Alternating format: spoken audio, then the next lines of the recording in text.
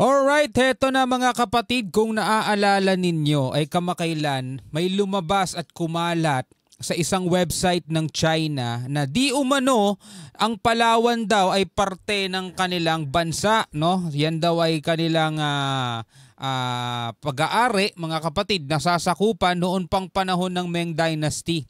So eto na, pinalaga ng National Historical Commission of the Philippines, mga kapatid, etong pahayag na to ng isang website nga ng China, yung Weibo. At ang sabi, walang historical evidence na naging bahagi ng China ang Palawan, gaya ng kumakalat sa China online, mga tol, no? Talaga na nababaliw na, mga kapatid, itong mga bataan ni Xi Jinping, mga kapatid, no? So eto, panoorin natin tong balitang to mula rito sa GMA. Syempre, samahan ninyo ako, mga kapatid, sama-sama natin tong panoorin at tunghayan, at samahan ninyo ako magbigay ng reaksyon at komentaryo sa pamamagitan ng comment section sa ibaba. Bago yan, huwag mong kalimutan mag-subscribe, click mo na rin ang notification bell para ma-notify ka pag may mga ganito tayong usapan o pinag-uusapan na may kinalaman sa ating soberanya. Alright, so wag na natin patagalin pa, panoorin na natin to, mga tol. Pinalagan ng National Historical Commission of the Philippines ang kumakalat na maling impormasyon sa mga Chinese social media na dating bahagi umano ng China ang Palawan. Hindi ito totoo at walang ebidensya sa kasaysayan. Nakatutok si Chino Gaston. Pero mo, lakas ng trip nila, no? Ikinakabahala ng mga ahensya ng gobyerno ang post na kumakalat sa mga Chinese social media. Ang sinasabi kasi, dating bahagi ng China ang isla ng Palawan. Ayon pa sa post, dati raw tinawag ang isla na Zhanghe Island. Ipinangalan sa isang Chinese explorer na naglakbay sa Asia mula 14th hanggang 15th centuries. O, tignan mo, mga tol, kung ano yung nakapost dito. Itong Chinese character na to, parang ito ata yung translation niya, mga kapatid, no? Kasi kumakalat nga to sa isang Chinese website, eh. Sabi rito, netizen. Kumbaga, panawagan sa lahat ng mga Chinese netizen, kumbaga. All controversial area should be taken back. Naku po, nananawagan sila na kailangan daw makuha o mabawi nila itong mga area na to. Ano yun? Ito nga, itong nakalagay na yan, part ng Pilipinas yan, Palawan, mula pa nung unang panahon, mga tol, kasama na yan sa ating bansa. Ngayon, dito nga sa kumakalat na to mula sa isang Chinese website o online website, mga kapatid, ang sinasabi rito is part daw to ng China noong pang Ming Dynasty, at ang tawag nila rito ay Zhanghe Island. Yan, at nakalagay dito, Greenland is in such a state. In it Is it still far before Zheng he returns to the island? Sabi ganon, netizen, all controversial areas should be taken back. Kailangan daw mabawi nila, mga kapatid, no? Eto'y walang katotohanan, mga tol, no? At walang naging ebidensya, walang ebidensya na kahit kailan ito ay naging bahagi ng China. Tulad na lamang ng kanilang 9-dash line. Wala rin kahit anong ebidensya yan. Dahil nagsimula lang naman tong i-claim ng China noong 1947. At tulad ng ginagawa nila ngayon, nag-imbento sila ng tinatawag nilang historical claim o historical rights kuno. Ganon talaga, mga tol, ang taktika nila. Kaya dapat daw ibalik sa China ang teritoryong ito ng Pilipinas. Pinalagan ng National Historical Commission of the Philippines ang maling impormasyon na tila nagkukondisyon daw sa kaisipan ng mga Chinese. By conditioning their public, conditioning yung mga citizens nila to slowly accept na Palawan might be part of their territory.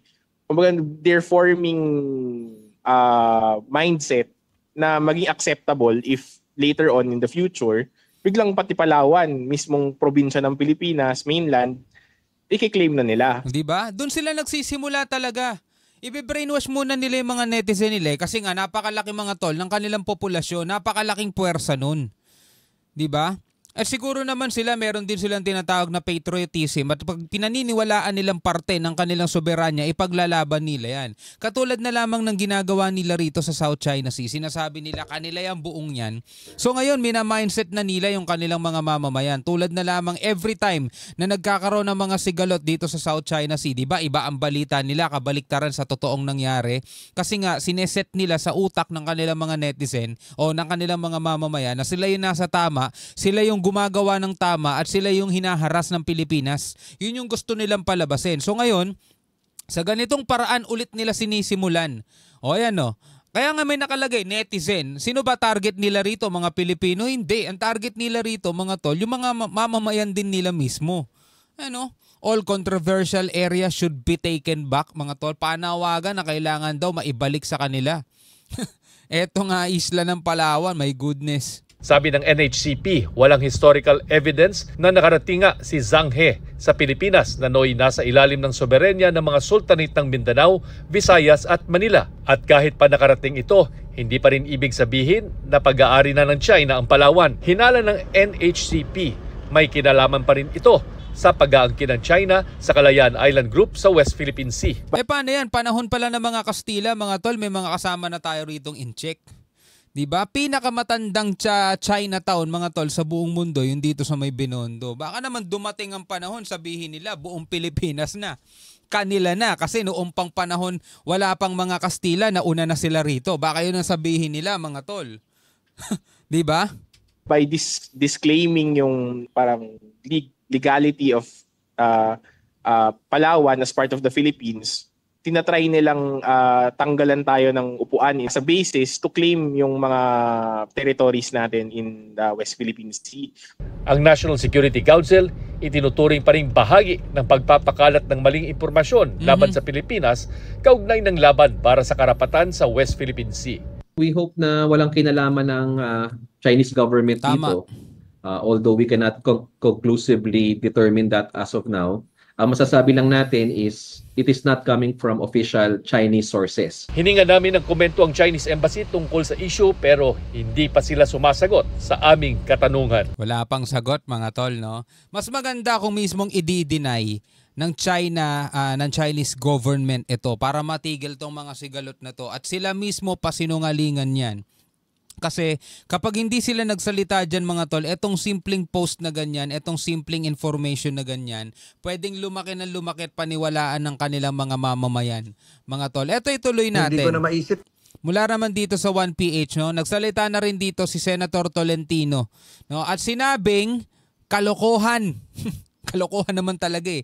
Kalokohan ng claim ng China na ang Palawan ay kanila, no? Sabing ganoon, mga tol. Panoorin natin to mula sa 1PH. Hindi ko na maisip kung anong isasagot diyan dahil hindi ko masabi kung ako'y matatawa, kung sasagot ng seryoso, pero maliwanag naman po sa kasaysayan that Palawan has always been part of the Philippines. Tama. Sultanate of Sulu, bahagi po ng ating, alam niyo pa ibig sabihin ng Palawan, warrior, mandirigma.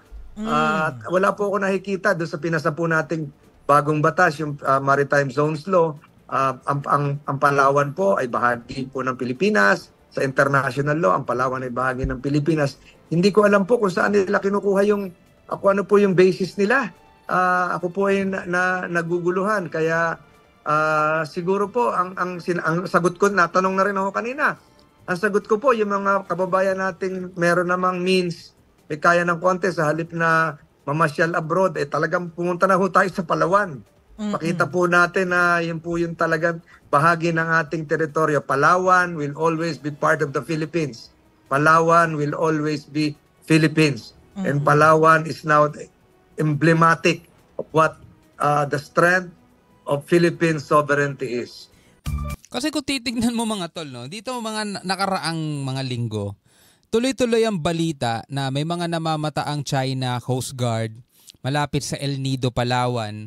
Tapos yung kanilang mga warship dumaan doon sa Sulu Sea, di ba? Sa loob na mismo yon, mga tol, no? Hindi na doon sa labas, pumasok sila doon sa loob, mga tol. Tapos biglang ngayon may lalabas na ganitong pinapakalat na maling information, no? Mula sa Chinese website na Weibo, na nagsasabing ang Palawan daw ay kanila at kailangan daw nila mabawi pabalik. No, kailangan gawan 'yan mga tol ng paglilinaw ng kanilang gobyerno kasi ang sabi nga 'di ba hindi naman 'to nanggaling sa official government o official pahayag ng kanilang government. Pero mga tol, kung hindi nila ito papansinin o magsasawalang kibo sila, alam mo na, nangungahulugang sinasang-ayunan nila yung bagay na ganyan. At unti-unti, mga kapatid, mukhang mas magiging matindi ang magiging laban ng Pilipinas kapag ito talaga ay pinanghawakan nilang kanila. My goodness. Ikaw bilang isang Pilipino, ano ang masasabi mo dyan? Comment ka na lamang sa ibaba. Hanggang sa muli, mga kapatid, ako nga pala si Shobaldi. Peace out.